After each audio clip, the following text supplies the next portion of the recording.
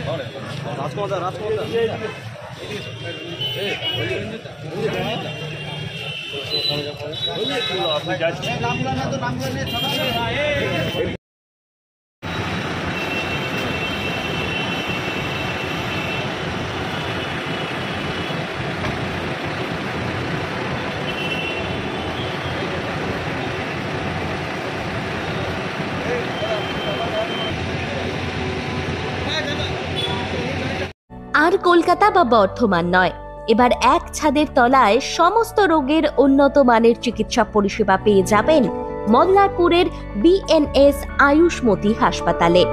BNS Ayushmati হাসপাতাল, বাহিনা মোড়, NH14, Mallarpur. BNS Ayushmati হাসপাতালে স্বাস্থ্যসাথী কার্ডের মাধ্যমে সমস্ত রোগের চিকিৎসা করা হয়ে থাকে। আমাদের এখানে রয়েছে উন্নত মানের যন্ত্রপাতির আধুনিক অপারেশন থিয়েটার, ICU, CCU ও উন্নত মানের ল্যাবরেটরি। বিএনএস আয়ুষ্মতি হাসপাতাল, মল্লারপুর।